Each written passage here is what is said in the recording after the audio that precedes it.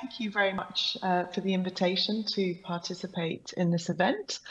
I'm going to share some work that we've been developing, digital tools to quantify the impact of climate change on infectious disease risk.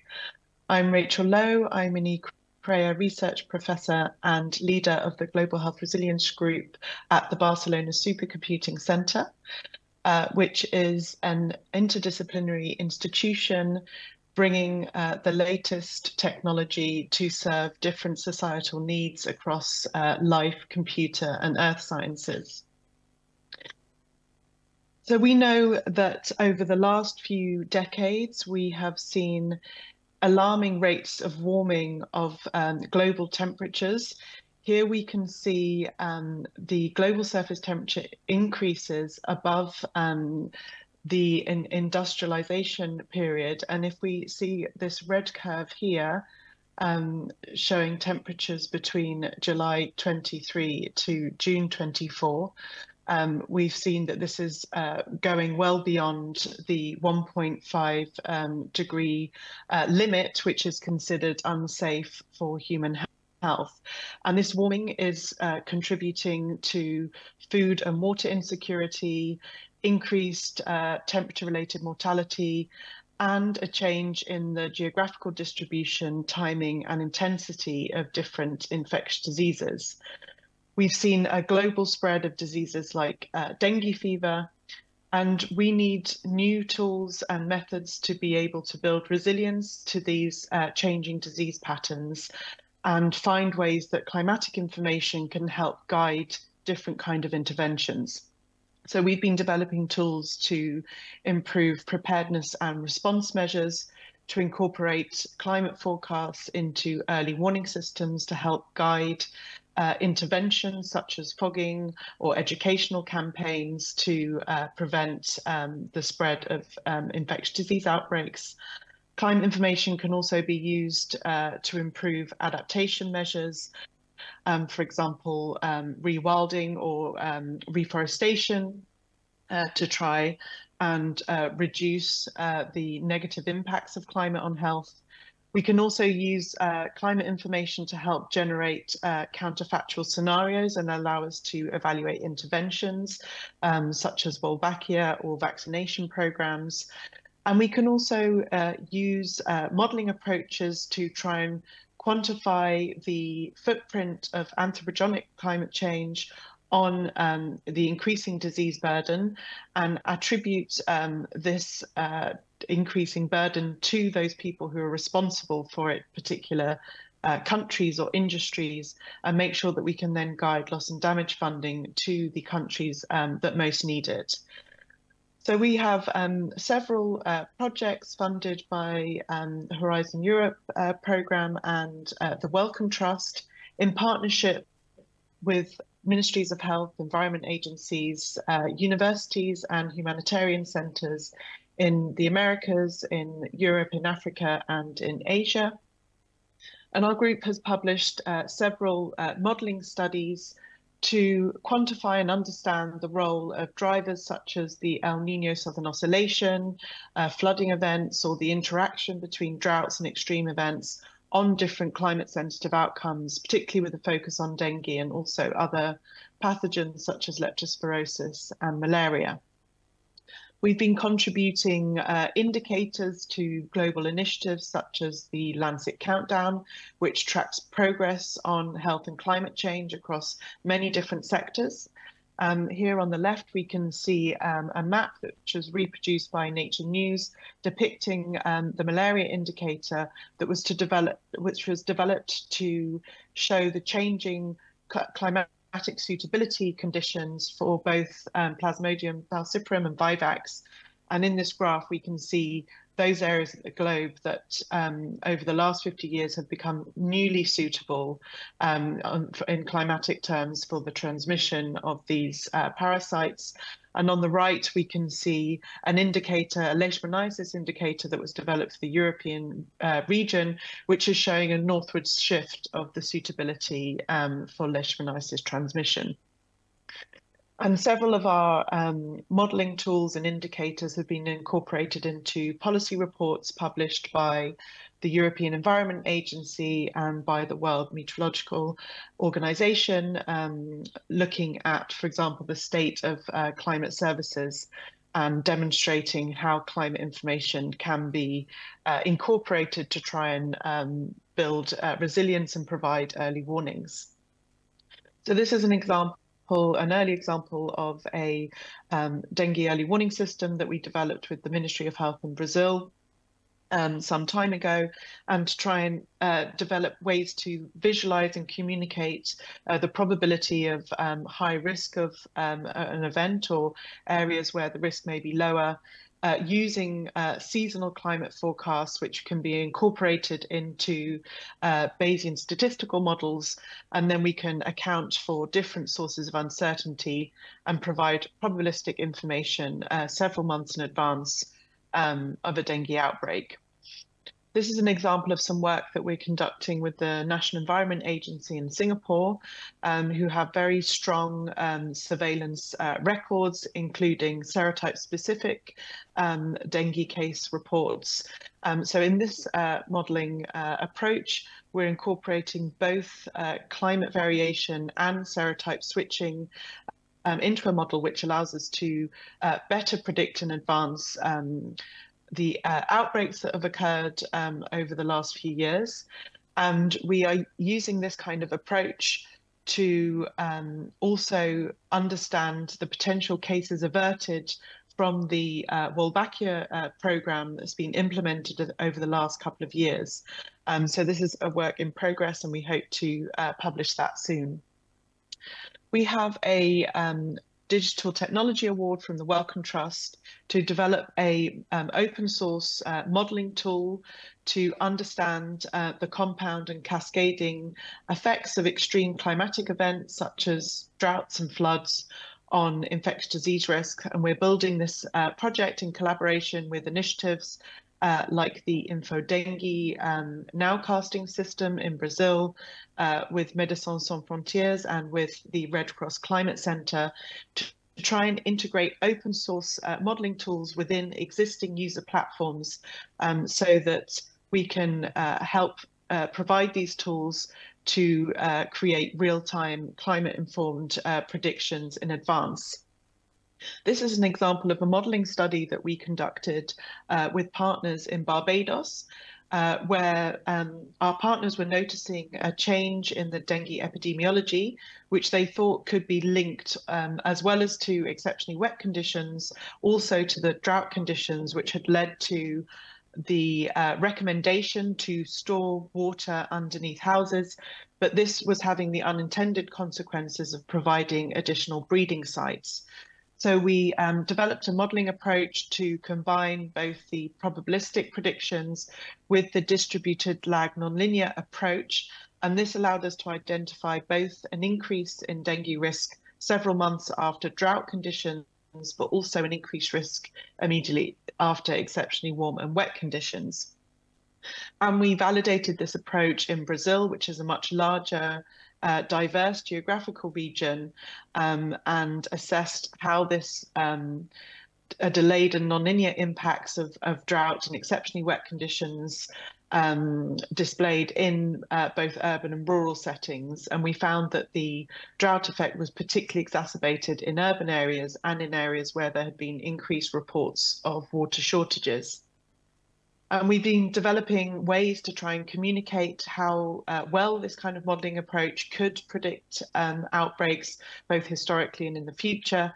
Here we can see an example of the predictions from the model, which are depicted in terms of shading, where the increased intensity of the colour indicates an increased probability from the model of an outbreak, and the X depicts if an outbreak actually occurred. And we can see certain years where the model can do a good job at predicting the outbreaks, particularly following El Nino events.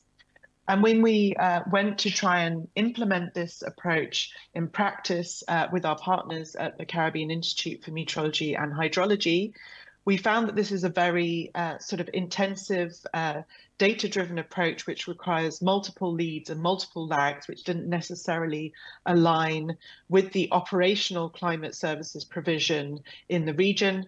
So we are now adapting our approach to try and identify the optimum lags that can be fed into the model framework and see which variables we can use observational information and for which variables we would need forecast information.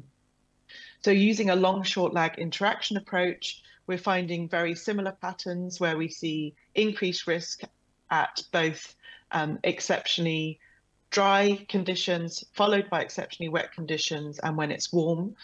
And this approach allows us to, at the time of prediction, if we want to predict 3 months in advance, make use of the observational records and then just require one forecast for the standardized precipitation index a month before the target date for the disease prediction.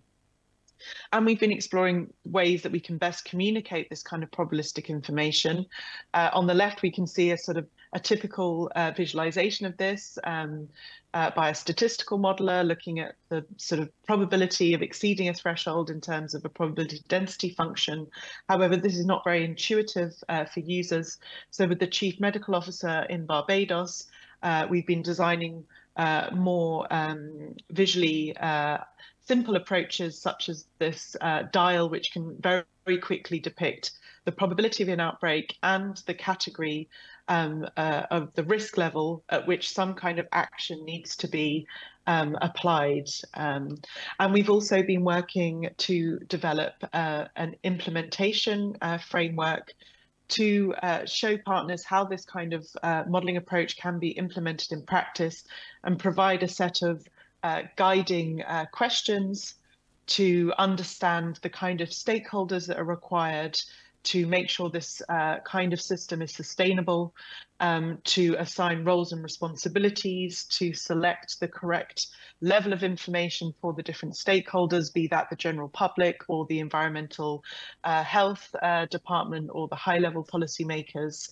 and to ensure that the return on investment can be well communicated to the public and to properly understand when a successful intervention might actually lead to a good early warning system.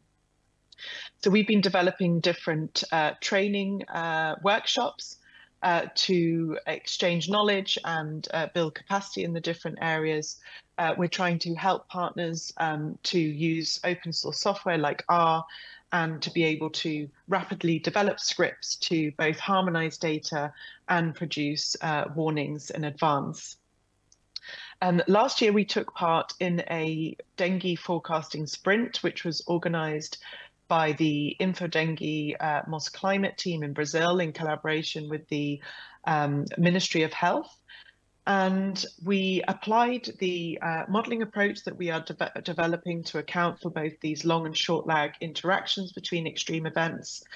And here we can see the predictions from a host of different models by different teams. This is for the Amazon state in Brazil in 2024. And we can see here the orange curve depicts the model developed by our Global Health Resilience Group, which tracked fairly well with the observed cases shown by the black dashed line here. And the InfoDengue team compiled a scoring table. This was actually produced at the time of the Paris Olympics. So we sort of went along with these gold, silver and bronze scheme. And you can see that no single model did a good job across the board, but different models had different strengths. And this really motivates the need to have both multi-model ensembles and a collaborative approach to develop the best prediction framework that can account for different modeling approaches and ways to represent the dynamics. And following the large 2023 to 24 El Nino event, we quickly developed a a platform in collaboration with several partners in Latin America, including Colombia, Ecuador, Peru, Brazil, and Argentina, to be able to incorporate forecasts of both the sea surface temperature conditions and the temperature and precipitation conditions, and provide these early warnings from 1 to 6 months in advance, and associate them with different levels of intervention, from continuing with routine action to really ramping up control measures due to increased risk. This is a work in progress.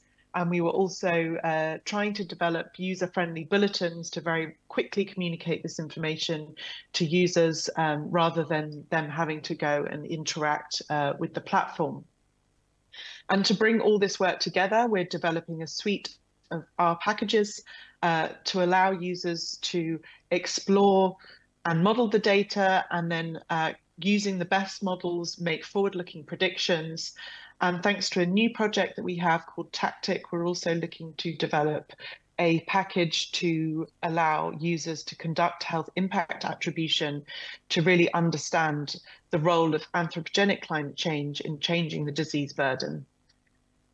To be able to conduct all these modeling studies, we also need robust, harmonized data sets.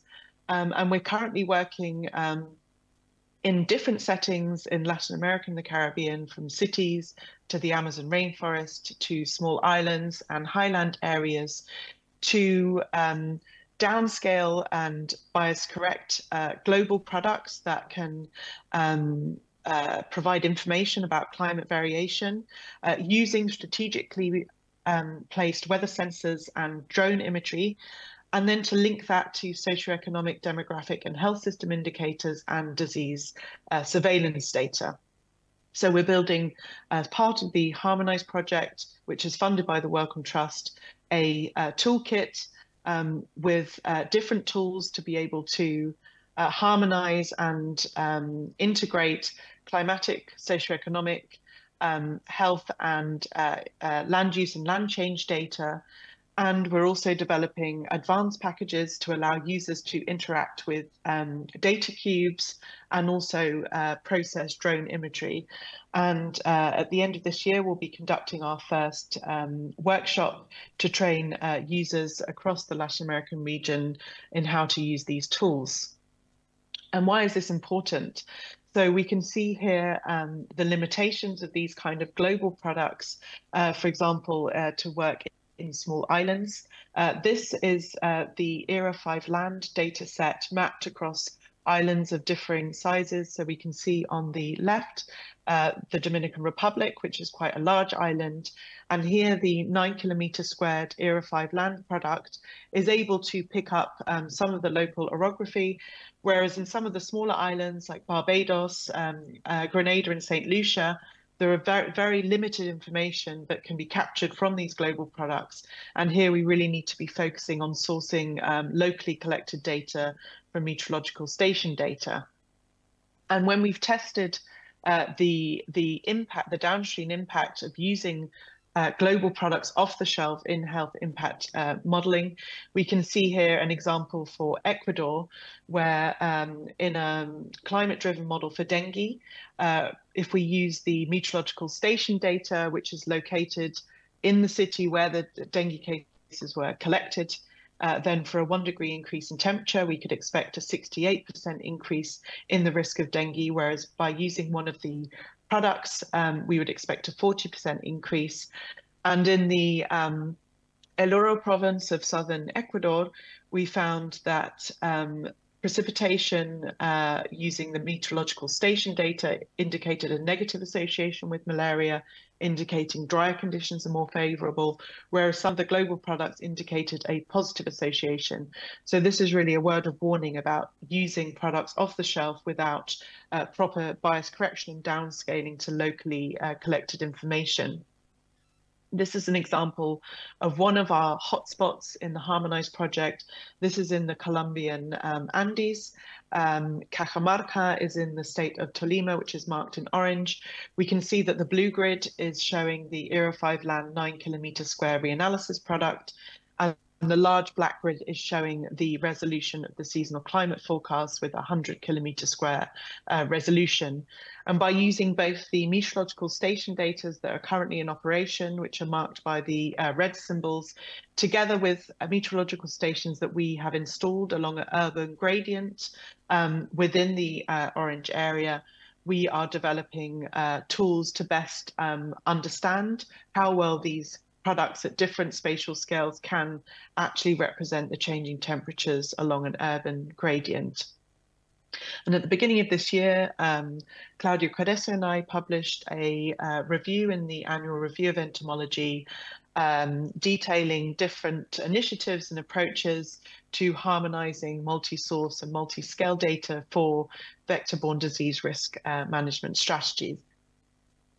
And just to finish off, within one of our Horizon Europe projects, ID Alert, we're co-creating a seasonal indicator platform called Epi Outlook, which incorporates both climate predictions at seasonal timescales and forward-looking projections to provide outlooks of the changing climatic suitability for a host of different climate-sensitive infectious diseases, from leishmaniasis to malaria to tick-borne diseases, to Vibrio, West Nile virus, and different arboviruses.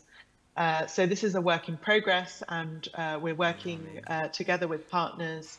The ECDC and the EEA are helping us best design this approach, and we're looking at threshold-based machine learning and mechanistic approaches for different indicators. And we're also welcoming collaboration from other groups who would like to use their models to produce these kind of seasonal information. This is a snapshot from the platform that we're developing. And if you'd like to learn more about the different early warning system approaches that are out there, my group at both the London School of Hygiene and Tropical Medicine and at the Barcelona Supercomputing Center wrote a book chapter detailing different aspects from engagement methods and implementation of this kind of approach. And with that, I will finish there and welcome any question. Thank you very much.